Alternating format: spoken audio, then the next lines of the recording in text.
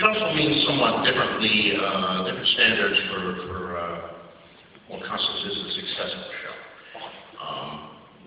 With the over-the-air networks, which I worked for early in my career, it all comes down to ratings. It all comes down to the Nielsen ratings. Yeah, they like to win Emmys, and yeah, they like it. The critics don't like a show, they give good reviews. That would usually cut it a little more slack than they would a show that gets panned. But ultimately, they want to know, is it winning its time slot? Is it in the top 10 in the ratings? Are the ratings going up or the ratings going down? The day of the week when the weekly Nielsen ratings come out is everything stops on a over-the-air television show, and everybody looks at those ratings. Ratings somewhat matter to HBO too, but much less. It's a whole different thing. I mean, for one thing, you do an episode like my old show, Beauty and the Beast. We were on Friday night at 8 o'clock. You see the show, it's Friday night at 8 o'clock. That's the only time it's on. If you miss it and you didn't report it or anything, you're not going to see that show again in summer reruns, if ever. HBO, they debuted the show Sunday night at 8 o'clock. They went at 11 o'clock the same night, and at 1 o'clock the next day, and 9 o'clock and the day after that, at 10 o'clock. So you can see the show multiple times, and the individual rating of one is not that important. What's important to HBO is a show that creates a segment. They like the Emmys and awards, and they like the shows that are generating buzz, a water cooler shows as a whole. A show like The Sopranos, where everybody is going to work the next day after the new Sopranos episode is out on Sunday night, and they're saying, "Did you see that latest episode of Sopranos? Man, they whacked Big Pussy. I didn't think they ever whacked Big Pussy. Can you believe that? Big Pussy was my favorite character. How could they whack it?" And the other guy said, "This movie is going to be whacked," and then they open up discussing. And you're all talking about The Sopranos. And if you don't get HBO, you can't be part of that conversation around the water cooler. You're just a poor sad guy who's watching the over-the-air shit. So get these tentpole shows that people are talking about and generate that buzz, the Emmys, that's good. So it's our hope that our show will be a tentpole show, and it will generate that buzz, and people will subscribe. People say that they'll call up and say, "I want to sign up for HBO, but I'm calling up for Game of Thrones." So if any of you Americans, if you don't have HBO, get up your fucking asses and get it. Tell them that's why you're getting it for Game of Thrones. And I don't know, that covers most of the basics, so it's amazing how long I talk here, and I will now throw it up, and I will answer your questions that I probably actually can't answer very well. Yes, right here in the middle, here to trouble. I'm curious if you had to reveal certain things about future volumes to the writer. I have revealed things about certain volumes, yes. So if my plane crashes in the ocean on the way back, there are certain secrets that only David Benioff and Dan Weiss know.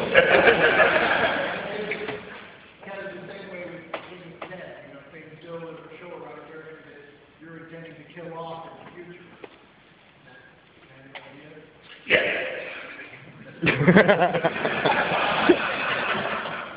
We did some of that to structure the contracts, for one thing. When I say the show is unfilmable, you have no idea the stuff that we've had to go through. There are challenges on every level of the production. Consider, for example, the character of Jaime Lannister. Jaime appears in the Game of Thrones and is fairly prominent through that book. He's at Winterfell, he's at King's Landing, he has his confrontation with Ned, he leads an army into the field, there's the Battle of the Whispering Wood. All of these things happen, so it's a fairly significant part. In Clash of Kings,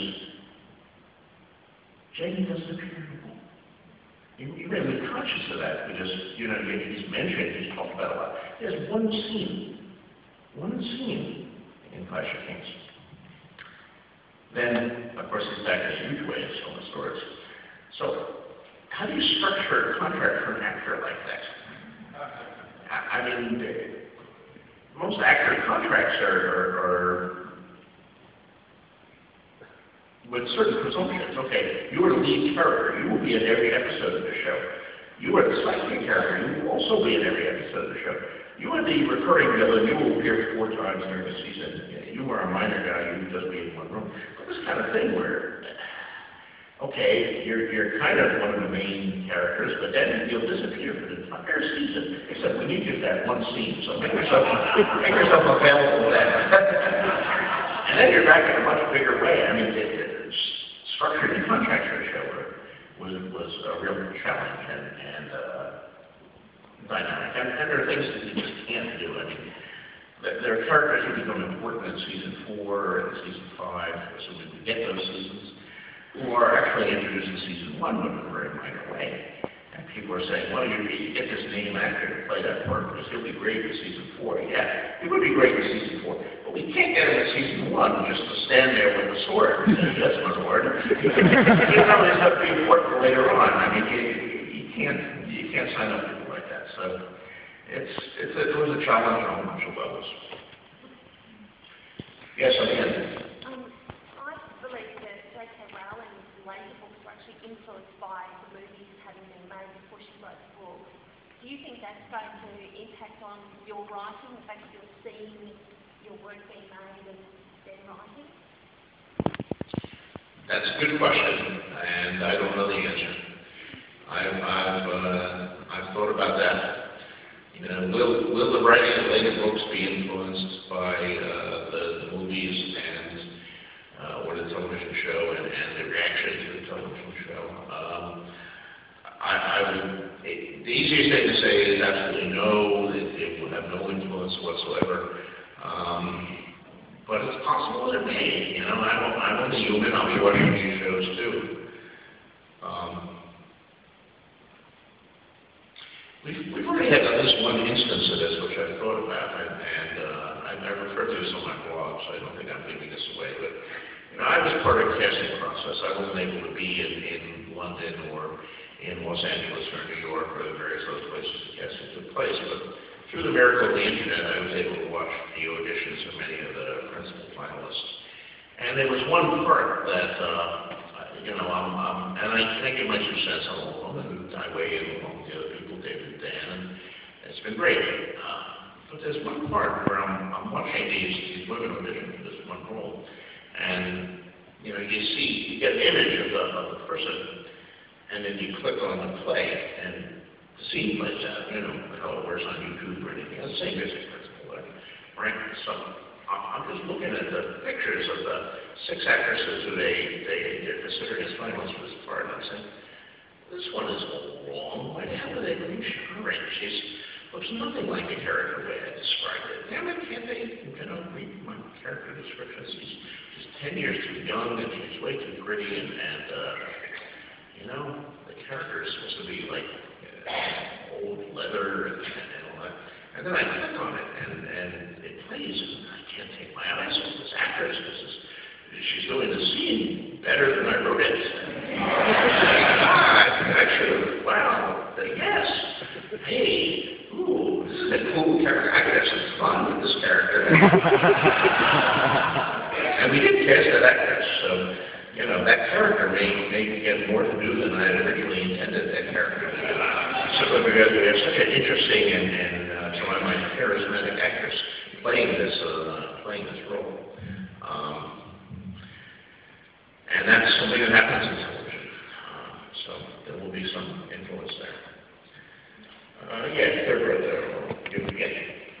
George, so much of the design of Westeros has sort of already been put out there. You know, people know what the banners look like. You sort of establish what the various weapons and things will be, what various locations will look like in the calendar and things. Do you know if how much of that is going to follow over into the series? Relatively little, I think. I mean, yes, there's a lot of images of Westeros that have been out there. It's a series that's been successful, and I've sold a number of subsidiary rights over the years, card games and board games, and you know, replica sword rights, and et cetera. So the products are out there. But of course, you run into questions of copyright and ownership that are troublesome. You know, if someone has done a particularly nice version of the Stark banner, you know, which I describe as, you know, a gray wolf running on an ice white field. That's just a few words for my part, but now someone actually has to draw the wolf and design the banner, and someone does that. That particular image, although maybe inspired by my work, belongs to them. And then the next person to come along can't just use that without negotiating with the first person. They have to design their own version of a gray wolf on a ice white field. And if they come too close to the first wolf, the owner of the first wolf is likely to sue them. So you're always dancing around issues like that when it comes. And then there's also the issue of creative pride. I mean, the people who are working on something like a television show are obviously very proud of their crafts and they want their credits. They don't want to borrow a sword designed by some other person. They want to design their own sword. So when people say, oh, it's what wonderful weapons they had, all the credit goes back to our particular armorer or our particular set designer or whatever, not some guy who worked for a card game or who did a nice job on a book jacket cover. So there's that. The fact that there are preceding versions of many of these things already out there is likely to mean that many versions will continue, because I have no plans to retire, my line of miniatures or the card game or anything like that. So unless they arrive at a separate license to HBO, you will continue to see other versions of what Ned Stark might look like, or what Arya or Dany may look like, or etc.